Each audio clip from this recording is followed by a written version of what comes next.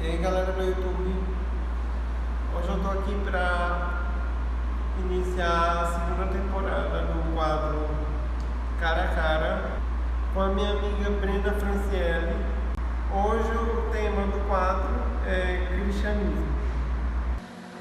Olá gente, meu nome é Brena Franciele, tenho 19 anos, sou estudante de Educação Física da UESP, sou católica apostólica romana, sou coroinha da igreja que participo, Imaculada Conceição de Maria, e também catequista. Agradecendo desde já o convite do Gibá por participar desse quadro e espero aí responder essas perguntas da melhor maneira possível.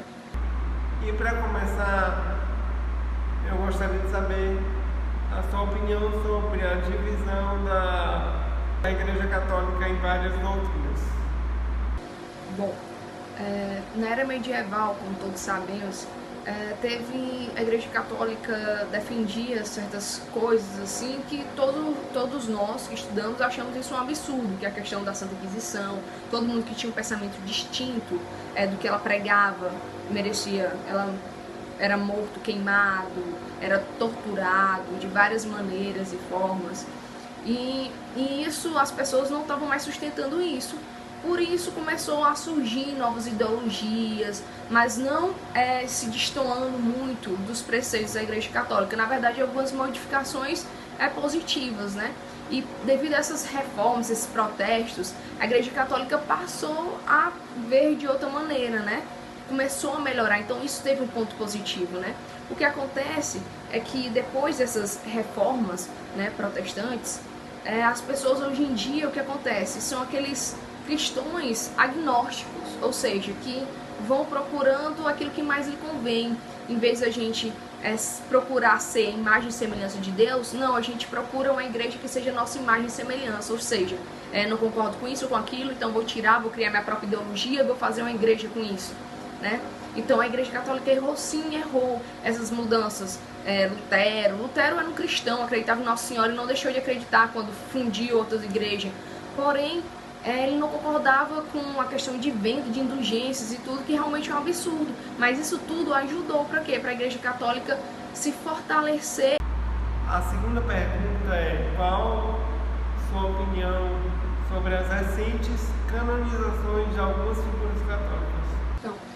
Os recentes casos de canonizações foram esses últimos agora, que foi na quinta-feira da Semana Santa, agora de 2018, em que o Papa Francisco canonizou 30 pessoas, 28 leigos e 2 sacerdotes. Esse processo já está em processo de canonização, porque não é uma coisa rápida, de anos de investigação sobre a vida da pessoa, já está desde 2000, que foi aberto até pelo Papa João Paulo II. Então, no ano de 1685, que aconteceu esse massacre, onde os holandeses entraram em igrejas e matavam as pessoas, e teve essas pessoas em que deram a vida pela igreja, e eles diziam: se vocês se converterem ao calvinismo, vocês permanecem vivos. E as pessoas não, deram a vida pela igreja: não sou cristão, não nego minha fé, louvado seja Deus, e tudo, e acabaram morrendo pela igreja. Então as pessoas investigaram, né, os bispos, os papas, para saber se as pessoas mereciam realmente ser canonizadas, tá? Essa autoridade já é dada para eles desde Pedro, que foi o primeiro papa da Igreja Católica, onde Jesus diz para ele: Pedro, tu és pedra, sobre essa pedra erguerei minha igreja. E deu essa missão aos discípulos, né, de sair pregando sua palavra e de curar pessoas em nome dele. Então, antigamente era só os papas que podiam canonizar pessoas, hoje em dia não, até os bispos podem. Então, essas recentes canonizações foi bem investigada antes de canonizá-los, são pessoas que morreram pela igreja, então eu acho uma coisa justa. Na sua opinião, por que as outras doutrinas cristãs não veneram a Virgem Maria? Bom, essa pergunta até bem assim polêmica, né, em relação a isso, e a chave da resposta está na sua própria pergunta, Divago, que era a questão de que nós católicos veneramos, não adoramos. Então é por isso que muitas pessoas não veneram Nossa Senhora, sabe? Porque elas acham que os católicos adoram, e não. Nossa Senhora não é e nunca será uma mulher qualquer, isso todo mundo tem que entender, né? Porque Deus não escolheu mandar seu filho nascer de uma mulher qualquer, não. Ele escolheu uma mulher santa. Nós todos nascemos com o pecado original. Já Nossa Senhora não, ela foi preservada da mancha desse pecado, que já vem das descendências dos nossos pais. A geração dela já estava sendo preservada desse pecado. E quando ela nasceu, nasceu sem a mancha do pecado, para conceber o menino Jesus. Nossa Senhora tinha uns 14 anos mais ou menos, os estudiosos revelam, quando disse seu sim ao Espírito Santo. Ela poderia muito bem interrogar, e não, só disse seu sim, pronto. E Jesus, Nossa Senhora, temos Nossa Senhora como nossa mãe, foi Jesus mesmo que nos disse, quando ele diz a João, né, em João tem lá dizendo, que ele diz assim para o discípulo amado: filho, eis aí tua mãe, mãe, eis aí teu filho. Então ele já tornou, nos deu, Nossa Senhora nos adota como filhos, né? Jesus é nosso irmão, Nossa Senhora, nossa mãe. Então, muitas pessoas confundem, acham que a gente adora. Não, Nossa Senhora nem se coloca no lugar de adoração. Até porque Jesus teve a ascensão de Jesus ao céu. Nossa Senhora não, ela foi assunta.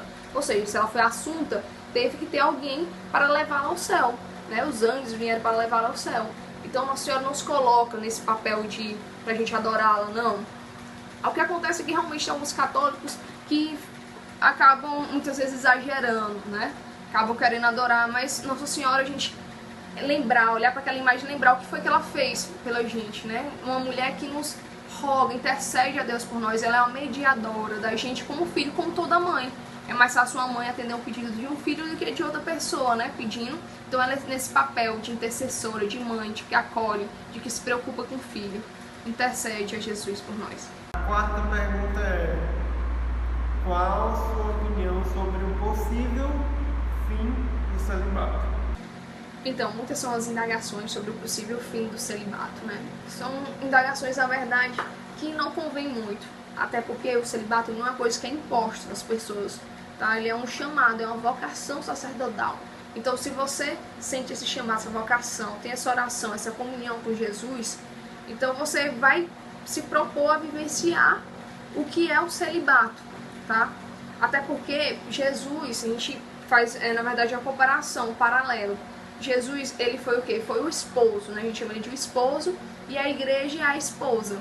Então, ele não se casou, procurou se dedicar aos irmãos, porque a gente sabe que essa vida matrimonial acarreta muitas responsabilidades também ao marido. Porque se, por exemplo, tem uma missa em determinado lugar, mas seu filho está doente, você vai optar por quem? Ir celebrar essa missa ou ir lá no seu filho? É claro que você vai querer estar presente com o seu filho, porque são laços fortes, né? Então problemas, a família pode acarretar isso na sua vida como padre e tudo, até porque padre também tem a questão que ele pode confessar as pessoas, e entre marido e mulher não é para haver segredos. Então será que a pessoa ia confiar, vou contar isso, ele é casado? Ou então, se ele não conseguisse colocar os preceitos que a igreja prega dentro da sua família, por exemplo, tivesse um filho, esse filho fosse alcoólatra e tudo, o pessoal, olha, esse padre tem um filho e tal, o filho dele não sabe o que ele fala, então ia ficar mais assim disperso.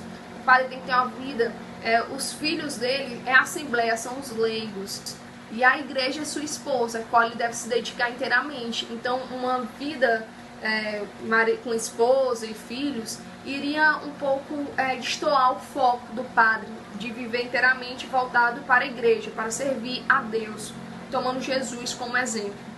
A última pergunta vai ser: qual a sua opinião sobre alguns comentários que aparecem na mídia sobre os padres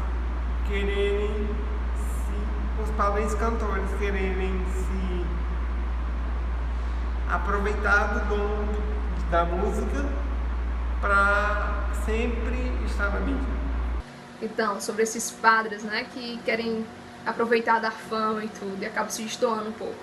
Bom, os padres, assim como nós, eles são humanos, então estão passíveis ao pecado. O que vai diferenciar é que eles recebem um sacramento sacerdotal, né, para serem padres e tudo, e por eles estarem mais perto, assim, questão de fazer a consagração do corpo e sangue de Jesus, de pregarem a palavra de Deus a nós, e termos ele como um pastor, aquele que guia o rebanho, as ovelhas que somos nós, então a gente acaba exigindo mais dele. E realmente ele deve dar esse exemplo assim para nós, né, cristãos e tudo. Mas o que acontece é que eles também são humanos, têm suas falhas, tem esses momentos de dificuldades, de aflições, solitários e de fragilidade em relação também ao pecado. E assim como acontece com muitas pessoas, a fama às vezes acaba subindo na cabeça da pessoa, né? Muitos padres acabam utilizando disso. Alguns, por exemplo, Padre Fábio de Mello, ele utiliza da palavra para tentar aproximar as pessoas mais de Deus. Essa fama toda que estão dando para ele, né? Ele no seu show busca muito pregar a palavra de Deus, é um show maravilhoso, eu falo isso porque já participei de inúmeros shows dele, realmente ele coloca a gente para refletir, né? Só que o que acontece é que tem alguns padres que acabam se aproveitando disso para estar frequentemente na mídia, né? Isso aí vai de cada um, acho que as pessoas têm que procurar vivenciar realmente aquilo que elas pregam, né? Buscar sempre a humildade dentro de si. Por fim, eu gostaria de saber se você tem alguma frase, algum lema que você leva para a sua vida. Sim, tenho sim uma frase, né? Na verdade é um trecho de uma música do Padre Fábio de Mello, no CD que ele lançou em 2009, Iluminar, que é o refrão da música que me toca bastante e busco vivenciar isso, que é a seguinte frase: viver pra mim é Cristo, morrer pra mim é ganho. Não há outra questão, quando se é cristão não se para de lutar, até chegar ao céu. E é isso que eu busco pra minha vida, né? Viver pra Cristo e morrer pra Ele também, e continuar lutando nessa vida cristã, que muitas vezes vai aparecer tribulações, momentos de angústia, de tristeza, mas também que a felicidade é eterna quando se está com o Senhor Jesus. Brena Francelli, eu gostaria muito de te agradecer pela participação. Então é isso. Obrigado mais uma vez, Divago, pelo convite para responder suas perguntas no seu canal. Que Deus abençoe vocês e não deixem de se inscrever aí no canal do Divago. Valeu. Se você gostou desse vídeo, dê seu like e assine o sininho de notificações para ficar recebendo os vídeos novos. Se inscreva no canal Divago TV, o canal da superação. Abraço, até o próximo vídeo.